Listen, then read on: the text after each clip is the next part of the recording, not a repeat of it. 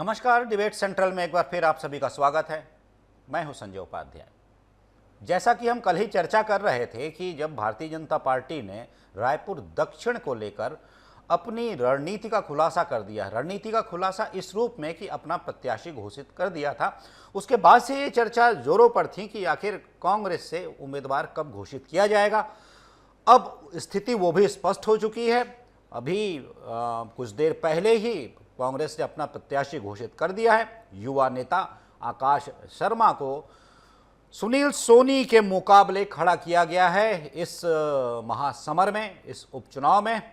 तो ये जो समीकरण बैठता है, कैसा बैठता है? एक तरफ सुनील सोनी काफ़ी अनुभवी नेता हैं, अलग अलग पदों पर रहे हैं, अलग अलग जिम्मेदारियां निभा चुके हैं, माना जाता है कि परिपक्व नेता हैं। दूसरी ओर एक युवा जोश हैं, एनएसयूआई के प्रदेश अध्यक्ष रहते हैं, युवा जो अभी वर्तमान में युवा कांग्रेस के प्रदेश अध्यक्ष हैं, राष्ट्रीय स्तर पर भी जिम्मेदारियां संभालते हैं अपने इस युवा काल में ही, और एनएसयूआई के राष्ट्रीय सचिव बनते हैं।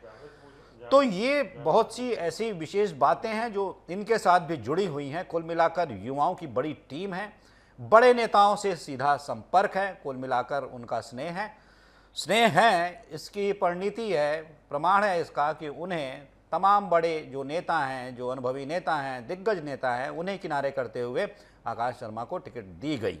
तो अब ये जो पूरा समीकरण बन रहा है, समर का समीकरण, कैसा होगा, इस पर आज हम चर्चा करेंगे। पहले देख लीजिए एक रिपोर्ट।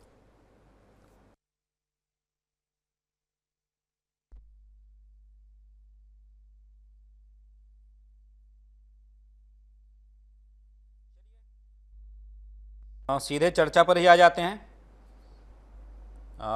चर्चा पर हम आ जाते हैं। देखिए देखिए देखिए, अब मैं जैसा मैं कह रहा था, मैंने शुरुआती बातें की थी। क्या फ्रेम में कोई समस्या है? फ्रेम क्यों नहीं है?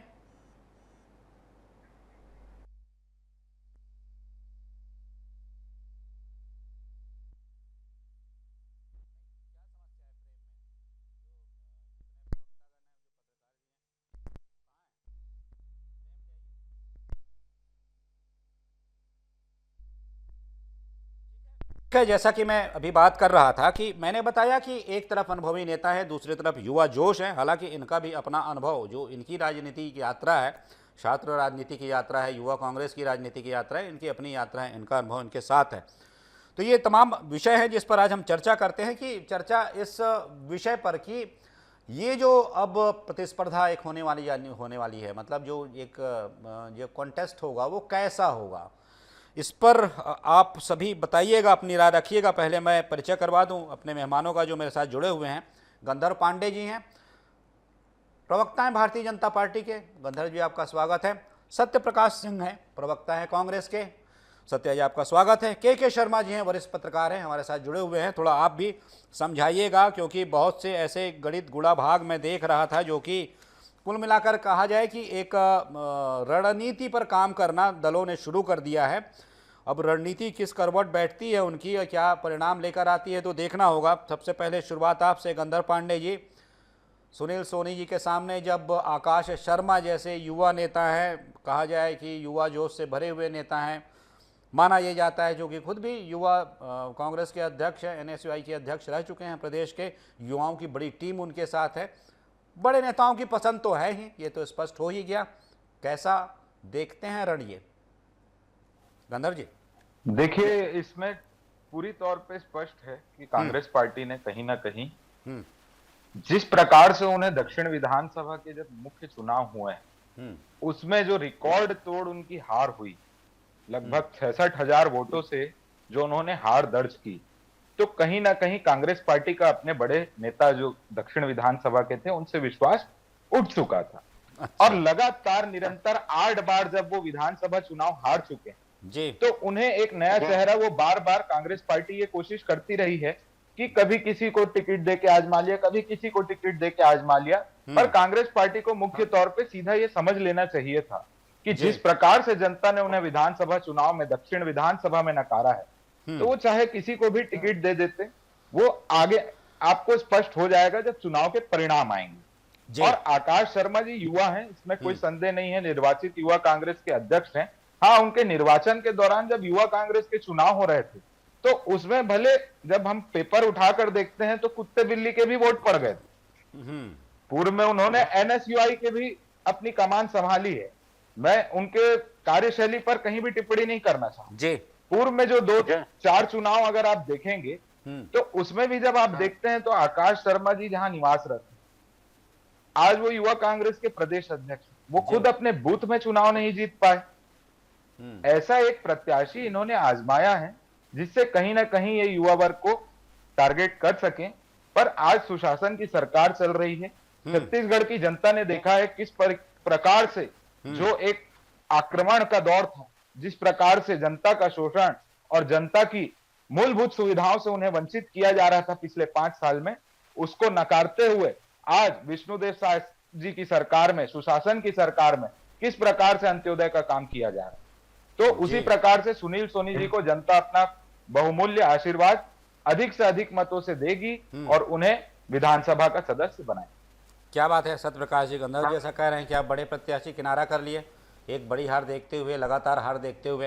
हालांकि मैं एक बात पिछली बार भी कह रहा था, वो बात ये थी कि जब बृजमोहन अग्रवाल सामने हुआ करते थे तब एक प्रकार का मानस अलग होता था प्रतिस्पर्धा को लेकर, इस कॉन्टेस्ट को लेकर। जब बृजमोहन अग्रवाल नहीं है, उनकी जगह ठीक है सुनील सोनी है, वो भी जहाँ भी रहे हैं लगातार जीतते रहे हैं। तो अब जब वो सुनील सोनी हैं या फिर जो बृजमोहन अग्रवाल नहीं है, कहिए कौन है की बात नहीं कर रहा मैं, तब कांग्रेस इसे अवसर के रूप में देख रही है, या फिर अब भी ऐसा लगता है कि चूंकि बृजमोहन अग्रवाल की वो पसंद है, बृजमोहन अग्रवाल उनके पीछे खड़े हुए हैं। उन्होंने आज ही एक बयान में कहा था कि सुनील सोनी की जीत मेरी जीत है, या फिर उन्होंने ही फ़ोन देकर उन्हें इनकी जानकारी थी, जैसा सुनील सोनी ने कहा। तो कुल मिलाकर तो जो ये कह रहे हैं गंधर्व जी कि आपके बड़े नेताओं ने किनारा कर लिया, इसलिए आकाश शर्मा को अवसर मिला। देखिए, सबसे पहले तो देखिए आपके प्रदेश चैनल के माध्यम से मैं आकाश शर्मा जी जो हमारे कांग्रेस पार्टी के जो कैंडिडेट घोषित हुए उनको मैं बधाई देता हूँ। देखिए, एक चीज़ और मैं बोलूँगा कि जो चुनाव है, उपचुनाव है, उपचुनाव जो दक्षिण का है, देखिए हर चुनाव का रणनीति अलग रहती है, लोकसभा हो, आम विधानसभा हो, ये उपचुनाव है। और देखिए सबसे महत्वपूर्ण बात, सुनील सोनी जी को इन्होंने जो टिकट दिया है, ये इनके नेता, इनके कार्यकर्ता या दिल्ली के इनके बड़े नेता, वो भी ये मानते हैं, उन्होंने ठप्पा लगा दिया है कि निष्क्रिय सांसद थे। क्योंकि अगर जनता का समर्थन उनके साथ रहता, जनता का प्यार उनके साथ रहता, या वो 5 साल सक्रिय रहते या 5 साल कुछ काम करते, तो उनका टिकट क्यों कटता। एक निष्क्रिय सांसद का तमका तो उनके ऊपर लगा हुआ है। क्षेत्र की जनता तो बोलती है ये कि सुनील सोनी जी 5 साल हमारे पास भी नहीं आए, काम तो छोड़ दीजिए कि उस क्षेत्र में काम किए कि नहीं किए, बहुत सारे उस पर सवाल खड़े होते, मगर जनता तो ये बोलती है कि हमारे सुख दुख में भी नहीं आए। आप जाके देखिए तो मालूम चलेगा सुनील सोनी जी के बारे में जनता क्या बोलती है। इसलिए बोले एक निष्क्रिय व्यक्ति को लाके रख दिया गया है, और वो भी किस लिए, सिर्फ एक व्यक्ति बृजमोहन अग्रवाल जी की बात मानने के लिए, क्योंकि उनको मालूम है कि अगर बृजमोहन अग्रवाल जी की बात नहीं मानी गई तो क्या हश्र होगा। पहली बात। दूसरी बात, देखिए आपने बोला कि बृजमोहन अग्रवाल जी इस बार नहीं लड़ रहे हैं तो इसका क्या फायदा मिलेगा। देखिए उस पर हम नहीं जाते, कौन कैंडिडेट है कौन नहीं है, ये रणनीति का तो एक बात नहीं होती कि उसके तहत रणनीति बनाया जाए। पहली महत्वपूर्ण बात यह है कि वहां जो चुनाव होता था अभी तक, जो 8 बार विधायक बृजमोहन जी रहे हैं, देखिए प्रदेश के कद्दावर नेता, बड़े नेता, सम्मानी नेता, इस पर कोई दो राय नहीं है, 8 बार के विधायक है। मगर देखिए उनके अगर मैं बात करूं बृजमोहन अग्रवाल जी की, तो बृजमोहन अग्रवाल जी उस क्षेत्र से चुनाव लड़ते थे। देखिए ऐसा क्यों होता था कि विधानसभा चुनाव के 1 साल बाद नगर निगम चुनाव होते थे। उस क्षेत्र अगर आप उठा के देखेंगे, के शर्मा जी भी इस बात को मानेंगे कि वहां पे कांग्रेस के पार्षद उनके क्षेत्र में ज्यादा जीत के आते हैं और बीजेपी की कम। तो ये दिखता है कि वहां पे कमल छाप नहीं चुनाव लड़ता था, वहां बृजमोहन अग्रवाल जी चुनाव लड़ते थे। और सबसे महत्वपूर्ण देखिए, ये मैं बहुत ही सम्मान के साथ बोलना चाहूंगा कि उनकी क्षेत्र की जनता देखती है कि अगर कोई व्यक्ति 1.5 लाख वोटों से जीतता है, बहुत सम्मान से बोला जाता है, 1.5 लाख वोटों जीतने के बाद प्रधानमंत्री बन जाता है, और कोई व्यक्ति 8 लाख से जीतता है उसको मंत्री भी नहीं बनाया जाता है। उनके आंसू उस क्षेत्र की जनता ने देखे। तो देखिए जनता देख रही है कि वो व्यक्ति जो 8 बार हमारा विधायक रहा, हमारा जनप्रतिनिधि रहा, उसके साथ ऐसा व्यवहार किया गया, उसको दरकिनार किया गया। देखिए उनका और होम मिनिस्टर, माफ के वित्त मंत्री के साथ क्या हुआ है क्या नहीं, वो सब अखबारों की सुर्खियां बनी थी। क्यों उनको किनारा किया गया, वो एक मार्गदर्शन मंडल की तरफ भेजने का एक रास्ता है, वो उनके लिए बनाया गया। देखिए यही मैं बोला। दूसरी बात, ये एक बात होगी क्षेत्र की जनता की। तो दूसरी बात देखिए, मैं तो बोला क्षेत्र की जनता तैयार खड़ी एक छोटा सा जवाब देने के लिए कि भाई 10 महीने में आप ही के दक्षिण क्षेत्र में बस स्टैंड आता है, वहां बलात्कार होता है। ये बोलते सुशासन की सरकार। अगर इसको सुशासन की सरकार बोलते हैं तो इनकी बुद्धि को मैं सलाम करता हूं। मरीन ड्राइव जो चाकू ड्राइव बन गया है, वहां 2-2 हत्या खुलेआम हो गई है। आपको याद होगा जो आदिवासी जो ड्राइवर था वो यहां आया था मरीन ड्राइव, रात में उसकी हत्या हो जाती है। आदिवासी छात्र जो यहां पढ़ने के लिए आता है उसकी हत्या हो जाती है।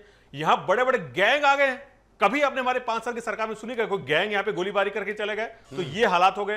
तो देखिए उस क्षेत्र की जनता के पास एक मौका है और जनता भी तैयार खड़ी है कि एक छोटा सा जवाब देने के लिए हमारे पास मौका मिला है, इसलिए बोल रहा हूं। और आकाश शर्मा जहां तक बात है, देखिए आकाश शर्मा, यही हम बार बार बोलते हैं, हमारी पार्टी युवाओं को मौका देती है, यही दिखता है। इनके तरह नहीं है निष्क्रिय सांसद के जो उठा के ले आए, युवाओं को मौका दिया गया है। और देखिए उनके, अगर मैं बात करूं, आपने खुद ने उनका जो उठा के बताया, एनएसयूआई के अध्यक्ष रहे, यूथ कांग्रेस के अभी वर्तमान में अध्यक्ष है, तो उनके पास एक अनुभव है, युवा जोश है, युवा क्षमता है और युवा नेतृत्व मिलना चाहिए किसी भी किसी क्षेत्र को। तो हमारी कांग्रेस पार्टी सोच रखी कि युवाओं को आगे लाना पड़ेगा। ठीक है के शर्मा जी, एक बात बताइएगा, इसकी चर्चा मैं कल से क्या कुछ दिनों से ही सुन रहा हूँ।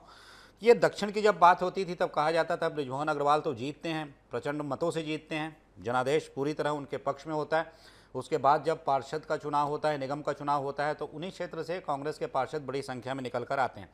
आज मैं देख रहा था कांग्रेस की एक बड़ी बैठक जो हुई थी, उस बैठक में इस बिंदु पर कुछ ऐसे मर्म थे जिन पर कि बड़ा विचार किया गया, विमर्श किया गया, क्योंकि ये एक कमज़ोर कड़ी शायद कांग्रेस पहचानती थी, जिस पर कि चर्चा हुई और पार्षदों को ये टारगेट दिया गया है कि अधिक से अधिक वोट उनके वार्ड से कांग्रेस प्रत्याशी को मिले।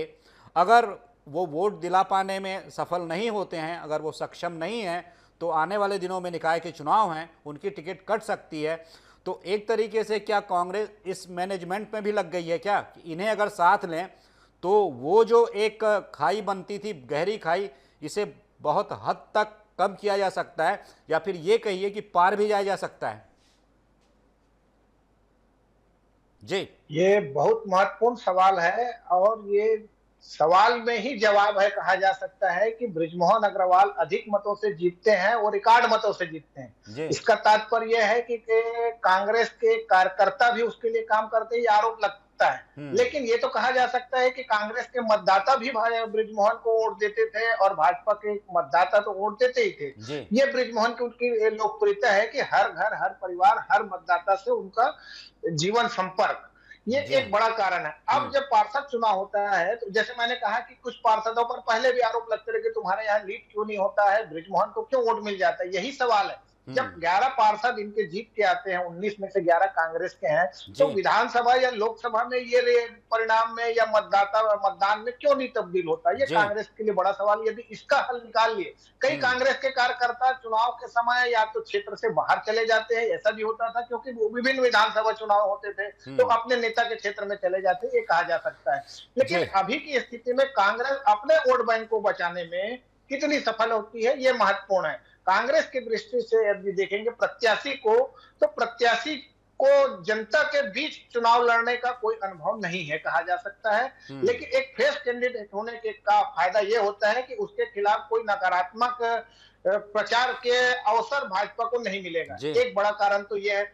दूसरा चीज है, गुटबाजी की बात आ रही थी कि इनको टिकट देंगे, मान लीजिए प्रमोद दुबे को दे रहे हैं तो ये सीधे आएंगे नहीं कि भूपेश पूरा कमान संभालेंगे। इस प्रकार से जो बातें चल रही थी, इस सब का एक तो निचोड़ ये कहा जा सकता है। प्रमोद दुबे चुनाव, लोकसभा चुनाव सुनील सोनी से ही हारे थे, तो पहले भी हारे करके एक मनोवैज्ञानिक दबाव वाली बात रहती है। इसको भी दूर करने का प्रयास कांग्रेस ने किया है। और युवा प्रत्याशी के रूप में अजय चंद्राकर का भी एक एक्स पे पोस्ट देख रहा था, जिसमें वो लिख रहे हैं कि ये गुंडरदेही के हैं करके। तो ये भी एक है कि वो जो सुंदरनगर में, मेरी जानकारी में बताएंगे सत्य प्रकाश को ज्यादा इसका स्पष्टीकरण करना चाहिए, लेकिन 2009 से वो सुंदरनगर में रह रहे हैं और सुंदरनगर में रहने के उसके साथ ही साथ अर्जुंदा उनका गांव है गुंडरदेही क्षेत्र में। तो हर यहाँ ब्राह्मण, छत्तीसगढ़िया ब्राह्मण का गांव वाले ही रहते हैं, ये कहा जा सकता है दक्षिण में। अब ब्राह्मण को जो टिकट मांग रहे थे, तो ब्राह्मण को जो टिकट तो मिल गई, तो ब्राह्मण वोट मिलेगा क्या? महंत के समय जब पिछले देखेंगे तो ब्राह्मण पारा में बृजमोहन को लीड मिला है, सुंदरनगर में लीड मिला है, कहा जा सकता है। लेकिन मुस्लिम क्षेत्रों में कांग्रेस को बहुमत मिला है, 42,000 वोट ही मिल पाए महंत जी को। फिर भी 26 बूथों में, संजय नगर, बैजनाथ पारा, इन सीटों में, इन बूथों में कहा जाए कि महंत जी लीड किए हैं। अब यह है कि ब्राह्मण वोट बैंक पूरा आप देखेंगे यहाँ के में तो लगभग कहते हैं कि 31,000 ब्राह्मण है, मतदाता है, 27,000 के लगभग मुस्लिम मतदाता है। तो कहने का तात्पर्य ये दोनों यदि एक होते हैं तो क्या स्थिति बनेगी? ये जातिगत समीकरण के साहू समाज के जैसे बोल रहे हैं कि वहां पे जो घटना हुई है लोहारीडीह घटना का कितना असर पड़ेगा, ये भी बात है। तो कांग्रेस के पास भाजपा सरकार के खिलाफ या भाजपा के खिलाफ मुद्दे तो हैं, जैसे कानून व्यवस्था की बात कर रहे हैं, बस स्टैंड उसी क्षेत्र में। लेकिन बृजमोहन अग्रवाल जो 8 बार के विधायक हैं, उन्होंने जो वहां विकास कार्य कराया है, चाहे कॉलेज का हो, चाहे स्कूल खोलने की बात हो, या बस स्टैंड वहां चले जाना, ये तमाम प्रकार के जो उनके काम है, या रिंग रोड में फ्लाईओवर बना रहे, विकास के साथ सुनील सोनी के पर आक्रमण, मुझे लगता है कांग्रेस बृजमोहन के बजाय सुनील सोनी को केंद्रित कर रही है। उनके लोकसभा चुनाव में निष्क्रियता कार्य, तो ये भी एक बड़ा जवाब है। महापौर रहे, 2 बार महापौर रहे, लोकसभा सदस्य रहे, तो उनकी खुद की छवि है बृजमोहन से अलग भी करते हैं। लेकिन चुनाव संचालन की दृष्टि से देखें तो पहले बृजमोहन जब भी चुनाव लड़े हैं तो सुनील सोनी चुनाव संचालन किए हैं, तो कार्यकर्ताओं से उनका संपर्क है, मतदाताओं से संपर्क है। यहाँ पे आकाश शर्मा के लिए वहां के कार्यकर्ता कितने एकजुट होते हैं, जो पार्षदों की जो बात कह रहे हैं, या छाया पार्षद को जो कांग्रेस एक्टिव कर रही है, इनकी बात है। नगरीय निकाय चुनाव की दृष्टि से उन पर जो दबाव डाला जा रहा है, एकजुटता के साथ साथ आकाश को लेकर मतदाताओं के बीच भी पहचान बनाने की मुझे लगता है, क्योंकि चुनाव नहीं लड़े इस क्षेत्र में, सुंदरनगर में रखे, और एक पार्षद के रूप में भी अभी नहीं लड़े, तो ये एक चीज है। तो नेगेटिव और पॉजिटिव दोनों चीजें सरकार के सुनील सोनी की जो उनके पक्ष में एक बात जाती है कि वो बिल्कुल फ्रेश कैंडिडेट हैं। उनके पक्ष में जो बात जा रही है, युवा नेता हैं और दो बड़े बड़े विंग्स में प्रदेश अध्यक्ष रहे हैं वो, ये जो बात जाती है, और निश्चित रूप से बड़े नेताओं के भी चाहते हैं, टिकट मिली है, इसका उदाहरण है। तो अब गंधर्व जी बताइएगा, ये जो बात कही जा रही है कि कांग्रेस जिस तरीके से, देखिए एक रणनीति का ये खुलासा हो रहा है, जैसा कि शर्मा जी भी कह रहे हैं, मैं भी समझ रहा था, और सत्यप्रकाश जी भी जैसा कह रहे थे कि यहाँ पर बृजमोहन अग्रवाल जी की जब बात होती है तो दूसरे रूप में होती है, मतलब उन्हें बताया जाता है कि उनके साथ बड़ा गलत हुआ, मतलब पार्टी ने ठीक नहीं किया, ये बताया जा रहा है। जबकि बृजमोहन अग्रवाल का बयान आता है, सुनील सोनी जो कहते हैं कि वो साथ ही खड़े हुए हैं, ये भी कहा जाता है सुनील सोनी की जीत बृजमोहन की जीत है, वो वहाँ पर एकांगी होकर एक रूप होकर बात करते हैं। लेकिन इसे तोड़ने की, मतलब इस बीच इन दोनों के भेद को अलग करने की कांग्रेस कोशिश कर रही है, ताकि अलग अलग रूपों में देखा जा सके, जैसा कि सत्या जी भी कह रहे थे। कैसे निपटेंगे इस रणनीति से, क्योंकि एक रणनीति तो मैंने आपको बता दी।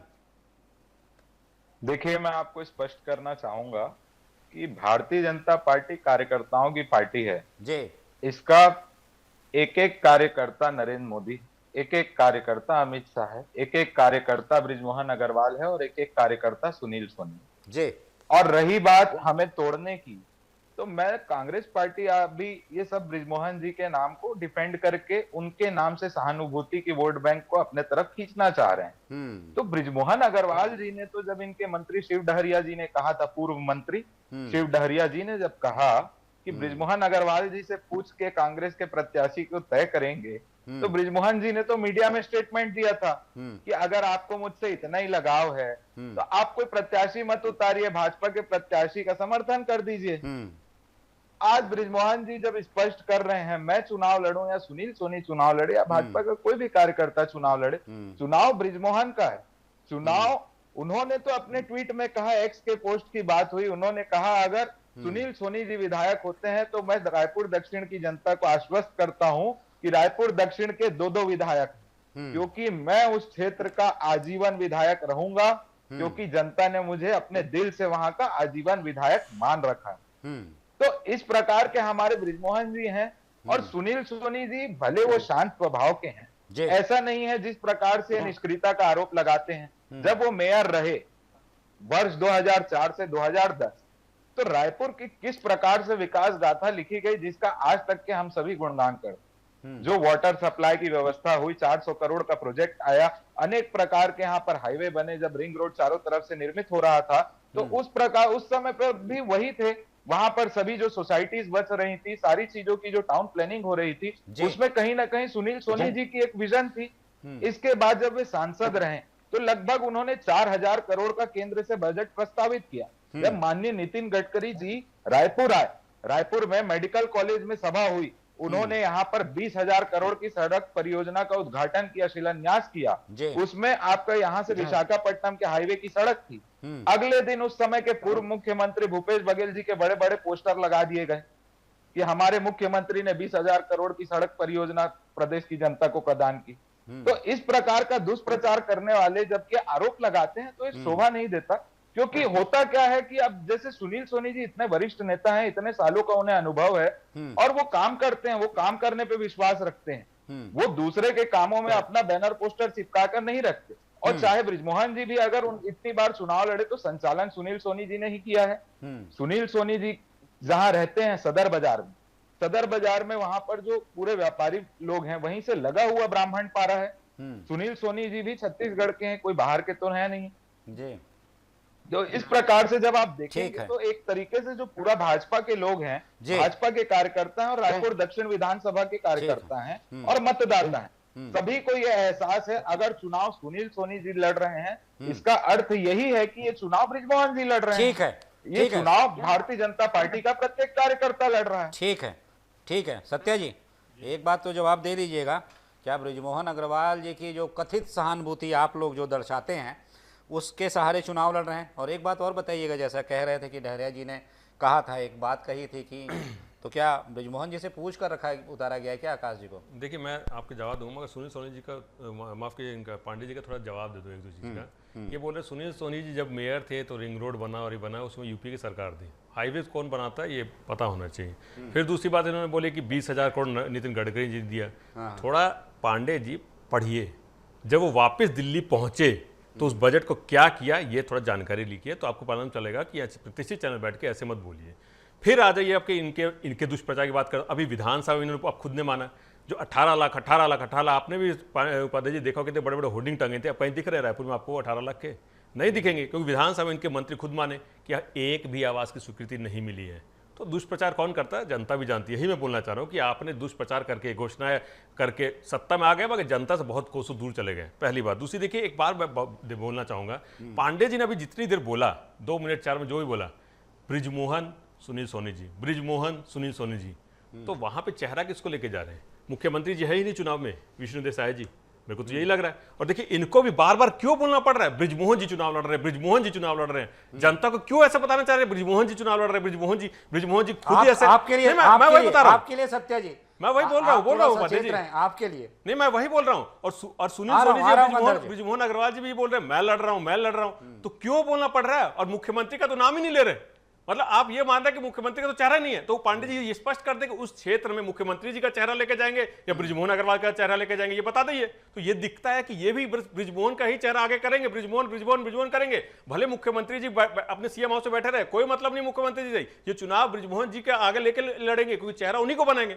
जनता के बीच में वो रहे, ये हम भी मानते हैं, क्योंकि 8 बार के विधायक है, सम्मानीय विधायक रहे, मंत्री रहे हैं, इसलिए कोई दो राय नहीं, बड़े नेता हैं और बहुत सम्मानीय अपने क्षेत्र के। मगर हम बार बार बोल रहे हैं कि बृजमोहन अग्रवाल जी के साथ जो हुआ है वो जनता देख रही है। और आपने जैसे उपाध्याय बात की, उनकी सहानुभूति, मैं सहानुभूति पर नहीं जा रहा हूं, नहीं वही मैं बोल रहा हूं, सहानुभूति के लिए ये हम तो क्षेत्र की जनता की बात कर रहे हैं। विपक्ष के नाते हमारा जो धर्म बनता है जनता का आवाज उठाना, वो बात कर रहे हैं। हम किस रणनीति में वो आपको बता रहे हैं। 10 महीने में आप उठा के देखिए ना।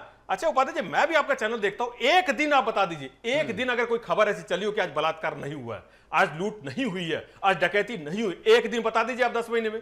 तो ये हम लेके जा रहे हैं। आप ये बता दें महतारी में कितने लोगों को मिला, ये बता दीजिए। किसानों को खाद बीज नहीं मिल रहा, हम उसको लेके जा रहे हैं। वही बोलो, रायपुर राजधानी में अगर दिन दहाड़े चाकूबाजी हो रही है, बहनें हमारी हमें सुरक्षित नहीं महसूस कर रही है, आदिवासी मुख्यमंत्री होते हुए आदिवासी छात्र की हत्या हो जाती है, तो ये हम लेके जा रहे हैं ना कि आपको 10 महीने मिला क्या? और हम तो अपील कर रहे हैं उस क्षेत्र की जनता से कि आपके पास एक छोटा सा मौका, मैं ये नहीं बोल रहा उस मौके से सत्ता परिवर्तन होगा, मगर आपके पास एक छोटा सा मौका है कि आप विपक्ष के साथ आइए और इस जो लूली लंगड़ी बहरी सरकार जो उसको जगाइए। आपके पास एक मौका मिला इस सरकार को जगाने का, ये बताने का कि आप सत्ता में बैठे हमारे लिए काम करने के लिए, आप सत्ता में बैठे हमको सुविधाएं देने के लिए, आप सत्ता में बैठे ये बोल के आए थे कि हमको ये देंगे, आपने वादे जो किए उसको पूरे करने के लिए, मगर मिला नहीं है। सिर्फ लेकिन सत्या जी आपके वही सम्माननीय बृजमोहन अग्रवाल जिनके प्रति इतनी सहानुभूति है आपकी, और जिनका मैं देख रहा हूँ पिछले कुछ पखवाड़े, 1-2 पखवाड़े से मैं देख रहा हूँ कि आप लोग तो बृजमोहन अग्रवाल का बखान करते थक नहीं रहे हैं सर। मैं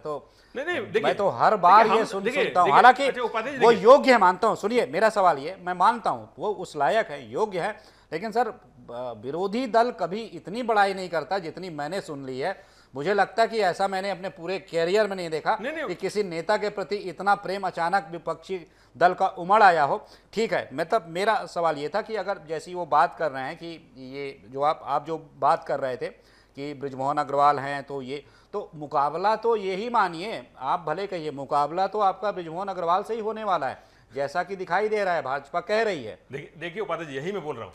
अगर आप जैसे एक जाने माने पत्रकार अगर बात में, मतलब ये जो बीजेपी चाहती है एक बनाना, एक चेहरा, ये चुनाव जिस तरफ ले जाना कि सुनील सोनी जी को भी बैठा दीजिए, तो इनको मालूम है बृजमोहन अग्रवाल जी के साथ हमने किया क्या है। जनता को समझाने की कोशिश की जा रही है कि बृजमोहन अग्रवाल जी चुनाव लड़ रहे हैं, जनता को मनाने की कोशिश की जा रही है कि बृजमोहन अग्रवाल जी के साथ कुछ गलत नहीं हुआ। मगर जनता देख रही थी कि आपने बात की बृजमोहन अग्रवाल के साथ इतनी सहानुभूति की, अरे हम तो लाल कृष्ण आडवाणी जी के साथ भी बोलते हैं कि उनके साथ क्या किया गया, मुरली मनोहर जोशी का भी नाम बोलते हैं, यहाँ पे राजेश मूणत जी का भी नाम बोलते हैं, जो तमाम इनके जो बड़े नेता, चाहे वो धर्मलाल कौशिक जी, उनके साथ भी गलत हुआ। हम तो बोल रहे हैं कि आप नए नवेले को मंत्री बना रहे हैं, जो आपके जो पार्टी को यहाँ पे खड़ा किया छत्तीसगढ़ के अंदर, जिन्होंने 15 साल सेवा दी मुख्यमंत्री के तौर पे, उनको आप किनारे करते। राजेश मूणत का हमने भी वीडियो देखा कुछ दिन पहले, एक कार्यक्रम से बीच में से उठ के चले गए थे, तो उनके साथ भी गलत हो रहा, हम तो उनका भी नाम ले रहे हैं, क्योंकि यहाँ पे सिर्फ और सिर्फ दो ही व्यक्ति की चलती है, पूरे भारत में चल रही है बीजेपी के, सबको मालूम है। इसलिए बोल रहा हूं कि ये जो चुनाव है वो विपक्ष के नाते जनता हमारे साथ खड़ी है, 10 महीने के जो इनकी वादा खिलाफी उसके खिलाफ। गंधर्व जी अपने नेताओं की चिंता कीजिए सर, आपसे ज्यादा चिंता आपका विपक्षी दल कर रहा है, उनकी चिंता। ये हमारे नेताओं की चिंता ज्यादा कर रही है कांग्रेस पार्टी, क्योंकि कांग्रेस का खुद जो हाल हो चुका है, उनके पार्टी में अभी उतने नेता ही नहीं बचे कि चिंता कर सके। और मैं आगे आपको स्पष्ट करना चाहूंगा, अभी हमारे बड़े भाई सत्य प्रकाश जी ने कहा कि धर्मलाल कौशिक जी, राजेश मूणत जी, विभिन्न प्रकार के हमारे जो शीर्ष नेता हैं उनको नाराजगी है या कुछ भी है, तो इस प्रकार की चीजें क्या है, कांग्रेस के प्रवक्ता से शोभा नहीं देती कि वो दूसरे पार्टी की निजी बातों पे टिप्पणी करे, और ऐसी चीजें हैं भी नहीं, मैं ये स्पष्ट कर देता हूँ। इसके अलावा जो ये कह रहे थे अभी कि हमने तो युवा प्रत्याशी को मौका दिया, हमने तो नए लोग को मौका दिया, और दूसरी ओर ये हमारी पार्टी पे उंगली उठा रहे हैं कि आपने देखो कैसे नए नए मंत्री बना दिए। जब भारतीय जनता पार्टी वो काम करती है तो इनको तकलीफ होने लगती है, और दूसरी तरफ ये अपनी पार्टी में जब चीजें होती है तो उसको वाह वाह। ठीक है, मैं गंधर्व जी, अब बात ये भी है कि प्रमोद दुबे जी ने नामांकन फॉर्म खरीद लिया, कन्हैया अग्रवाल जी ने नामांकन फॉर्म खरीद लिया। सर कांग्रेस उसे लोकतंत्र कहती है, पार्टी के भीतर का लोकतंत्र कहती है गंधर्व जी उसे, लेकिन जिसे देना था उसे टिकट दिया। लेकिन ठीक है, नहीं ठीक है, खरीद के ले आइए आपके पास, यही हम बताना चाह रहे हैं, हमारी पार्टी और पार्टी फर्क नहीं, मैंने पहले क्या है, क्योंकि समय की थोड़ी बाध्यता है, मैंने कहा कि कांग्रेस इसे पार्टी के भीतर का लोकतंत्र कहती है। ठीक है, के शर्मा जी एक बात बताइएगा, जैसा मैंने अभी कहा, जिसमें सत्यप्रकाश पांडे जी ने कहा कि भारतीय जनता पार्टी जो एक परसेप्शन बनाना चाह रही है, शायद वो बना रही है, आप मुझे बताइएगा, या फिर पूरा जो आप राजनीतिक दृश्य देख रहे हैं, पिछले दिनों की जो घटनाएं देख रहे हैं, क्या आपको एक पत्रकार के रूप में लगता है कि ये जो अभी कॉन्टेस्ट होने वाला है, ये मुकाबला होने वाला है, कहीं ना कहीं कांग्रेस को इस बार भी बृजमोहन अग्रवाल से ही लड़ना पड़ रहा है? एक पत्रकार के रूप में क्या देख रहे हैं आप?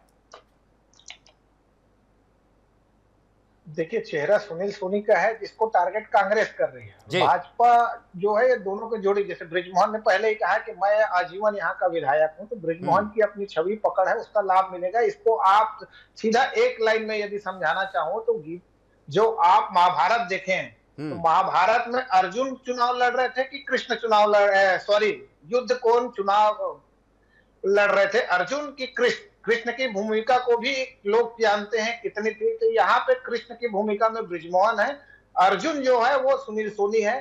अब कृष्ण की कितनी भूमिका होती है ये महत्वपूर्ण है, और उनके विकास कार्यों को लेकर जो एक छवि है बृजमोहन की, उस पर लोग विश्वास बरकरार रखते हैं, भाजपा सरकार पर विश्वास बरकरार रखते हैं। या क्षेत्र में जो विकास की जो गति देने वाली बात है, उसमें भाजपा क्या क्या वादे करती है, या कांग्रेस की चूंकि अभी सरकार नहीं है तो विकास को किस दिशा में लेके जाएंगे, ये कांग्रेस को ही बताना है। क्योंकि नगर निगम के माध्यम से विकास की बात आती है तो धूल मच्छर मुक्ति से लेकर तमाम प्रकार की बातें आती है, नगरीय निकाय चुनाव भी आना है, तो ये चुनाव कांग्रेस कितनी एकजुटता से लड़ती है। और बृजमोहन के बिना वाली बात है वो समाप्त हो गया, क्योंकि बृजमोहन को ही आपको टारगेट करना है, बृजमोहन के ही पसंद के आपके प्रत्याशी हैं। तो अब सबसे महत्वपूर्ण है, नए नए आप हर बार चेहरा दिए हैं, उसका खामियाजा आप कांग्रेस को दक्षिण में भुगतना पड़ा है कहा जा सकता है, क्योंकि मेहनत का अवसर, ये भी एक नया चेहरा है। इसके लिए पूरी कांग्रेस के वरिष्ठ नेता एकजुट जब तक होकर उस क्षेत्र में एक एक वार्ड में नहीं जाएंगे, मुझे लगता है कांग्रेस को शुरू करना है और भाजपा को अपने स्तर को बचा के रखना है। तो कितना भाजपा में गिरावट लाते हैं और कांग्रेस कितने ऊपर तक जाती है, ये एक बड़ा चुनाव संघर्ष देखने को मिलेगा। जी, तो ठीक है, विषय बड़ा है, चूंकि समय की बाध्यता है, तो चर्चा को यही विराम देते हैं। आप सभी प्रवक्तागण जुड़े, गंधर्व पांडे जी बहुत बहुत धन्यवाद, सत्यप्रकाश जी बहुत बहुत धन्यवाद, के शर्मा जी आप भी जुड़े, बहुत बहुत धन्यवाद आपका इस चर्चा में शामिल होने के लिए। तो जैसा कि हम बात कर रहे थे इस चुनाव को लेकर, अब दोनों चेहरे स्पष्ट हो चुके हैं। भारतीय जनता पार्टी और कांग्रेस दोनों ने अपने पत्ते खोल दिए हैं। अब किसका किससे मुकाबला होना है ये जनता के सामने है। 13 नवंबर को मतदान है और 23 नवंबर को मतगणना है। सब कुछ सामने होगा। तब तक क्या क्या सियासी समीकरण बनते हैं, दावेदार हैं एक दूसरे के ऊपर, कब कितना हावी होते हैं या फिर कितना आगे निकल जाते हैं, ये तमाम जो विषय होंगे हम बीच बीच में आप तक लाते रहेंगे ऐसी चर्चा के माध्यम से। तब तक दीजिए आज्ञा, नमस्कार।